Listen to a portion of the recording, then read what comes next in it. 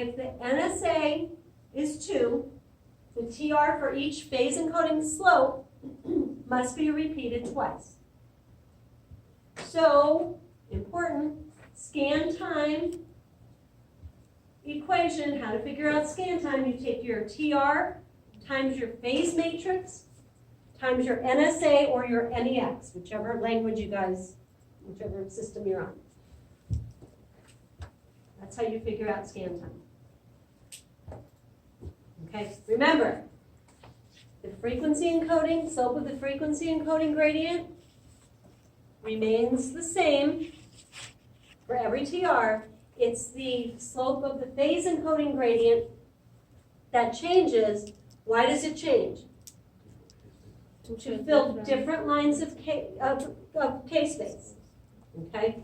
Because until every line of K-space is filled, we don't have an image. You have to fill every single line of K-space to get an image.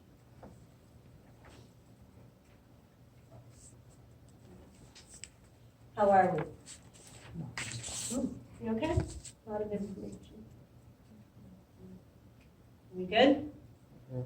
So we talked about so many things. We talked about phase encoding, frequency encoding, filling K-space. We talked about field of view. What is the field of view? The anatomy that we're covering, right? We talked about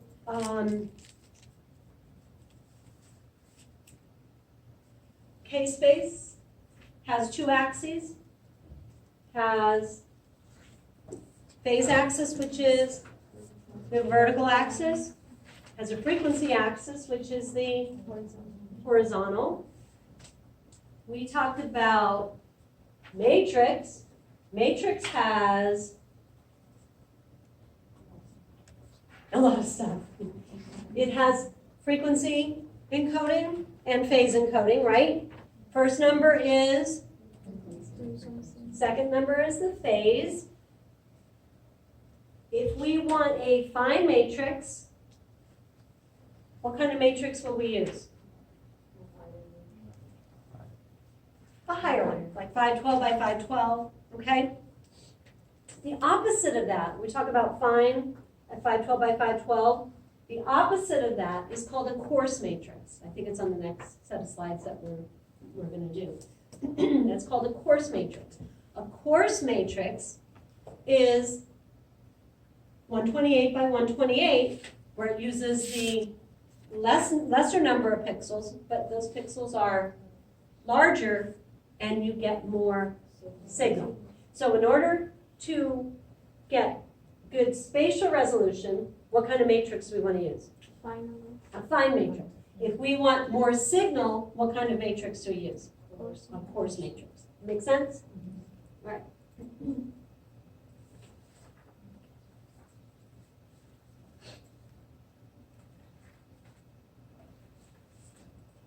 All right, so let's talk a little bit more about K-space filling.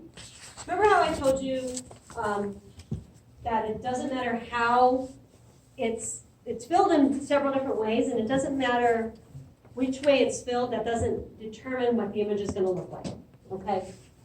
So when we talk about the phase axis of K-space, it is the vertical axis. So all the lines above the phase axis are positive, makes sense, right? And all the lines below are negative. So it's just like if we were looking at a graph.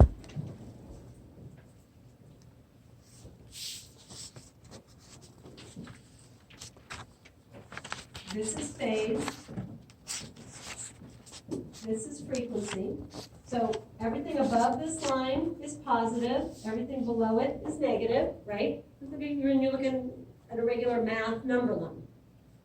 As far as frequency goes, everything to the right is positive.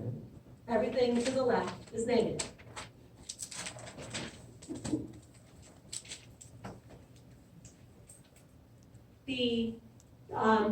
The lines above are positive, the lines below are negative. The negative half always is going to mirror the positive half.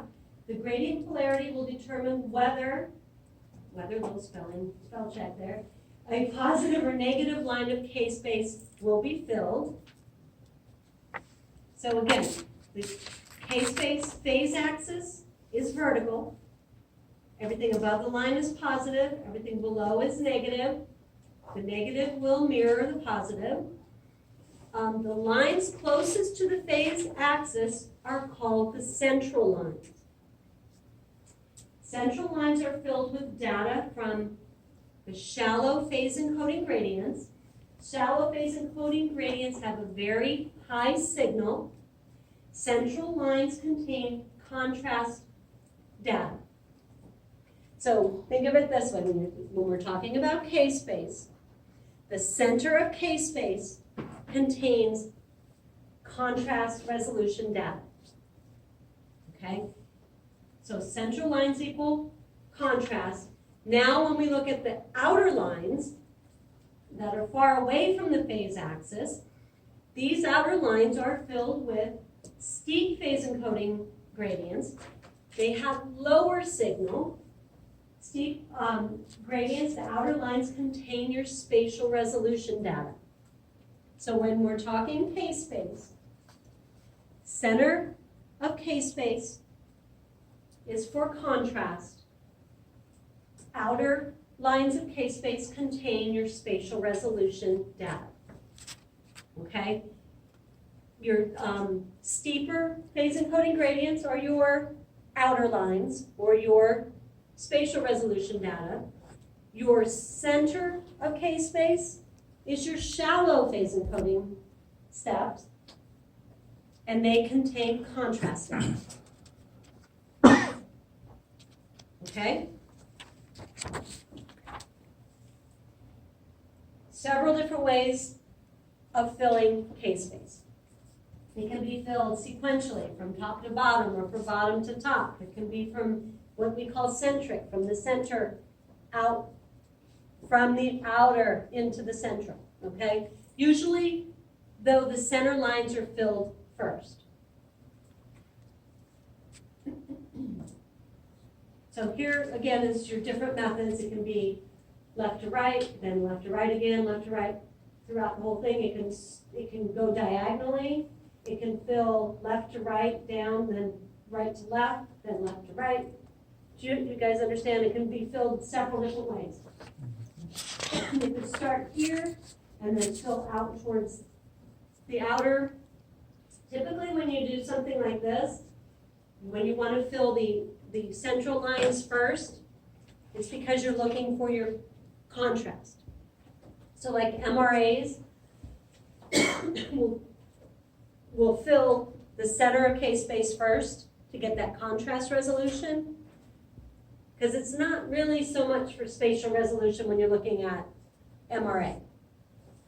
Okay, so there's all different types of different ways of filling.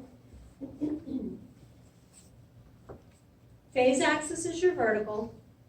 Frequency axis is your horizontal. Frequencies sampled are mapped along the frequency direction or the right and left. The left half of K-space always mirrors the right, just like on a regular number line.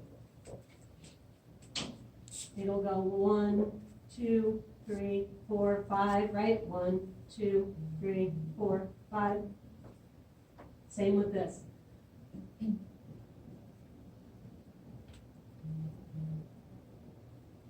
Okay, so it's always, the top is going to mirror, the bottom will mirror the top, the left will mirror the right.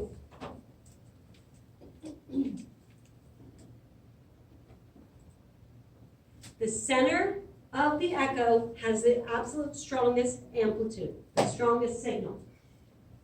The rephase and dephase portion of the echo are mapped to the right and the left of the frequency axis. Again, it fills top and bottom for the phase axis, and it fills left and right on the frequency.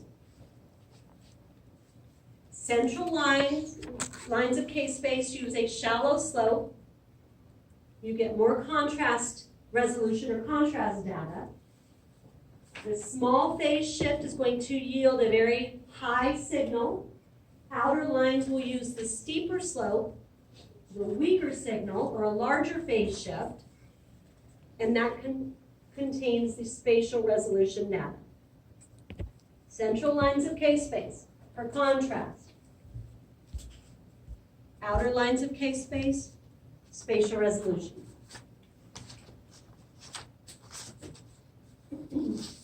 Again, center of K-space contains the strongest signal from both phase and frequency encodings.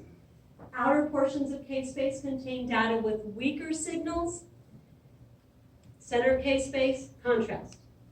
Center, contrast. I'm beating this so you guys remember. Center, contrast, outer, spatial resolution. The number of phase encoding slopes determines the number of pixels, obviously along the phase axis of the field of view. The more phase encoding performed, the smaller the pixel size. More pixels equals finer matrix equals higher resolution. Got it? Higher the number, smaller the pixels, finer matrix, more spatial resolution. Outer portions of K-space are filled with, again, the steep phase encoding gradients. The more phase encoding slopes, the steeper the slopes become. Steeper slopes have more of a phase shift. More phase shift means that 2 points are closer together. This yields the higher spatial resolution. Center, contrast, outer, spatial resolution. To obtain better spatial resolution, obviously steep phase encoding slopes get used. Steep slopes have low signal. Outer lines are filled with steep phase encoding slopes, and they contain the high resolution data. High spatial resolution, outer line, spatial resolution, center. Central lines, I know I've said this probably about 80 times tonight. So shallow phase encoding slopes have the high signal amplitude and they're used for the contrast. Therefore, central lines of K-space are filled with shallow phase encoding slopes and contain the contrast resolution, high contrast resolution data. Center K-space, contrast. Okay, so remember, the slope of the phase encoding gradient changes so we can fill different lines of K-space. The frequency encoding gradient slope remains the same throughout the entire sequence. So the amplitude of the frequency encoding gradient does not change. The amplitude of the frequency encoding gradient also determines how large the frequency shift is. The amount of frequency shift determines how far to the right and to the left K-space gets filled. Therefore, the size of the field of view. Okay, so phase encoding gradient slope changes to fill different lines of K-space. The frequency encoding remains unchanged. So the amplitude or strength of the phase encoding gradient determines how close together the lines of K-space are to each other. This determines the size of the field of view in the phase direction. Typically, the frequency direction is the long axis, okay? And the phase is your shorter axis, just like we went over on the different coronal axial and sagittals.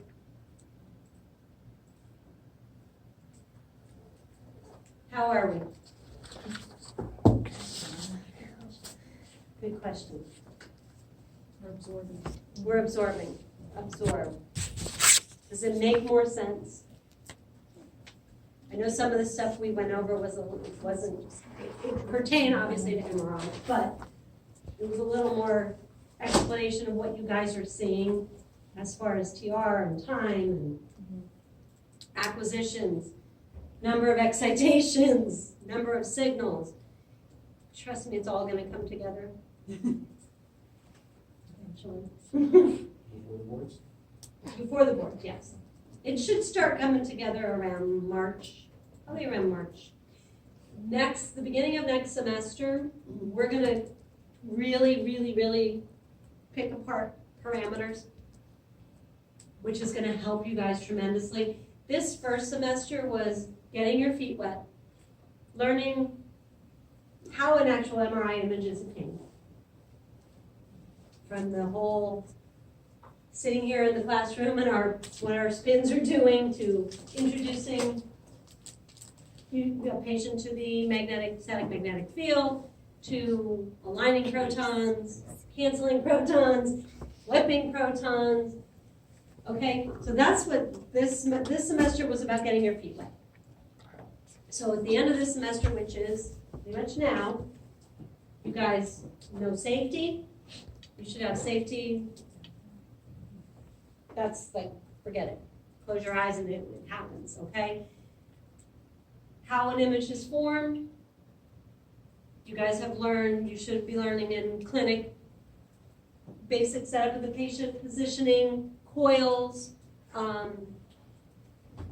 your anatomy from your cross-sectional should be kicking in and starting to help at this point. Performing brains, lumbars, cervicals, the basic stuff. How to get the patient screened and on the table and positioned and which proper coil to use, and T1 and T2 and proton density. That's pretty much kind of where it all began, and that's where we are at this point. So you guys should be able to be scanning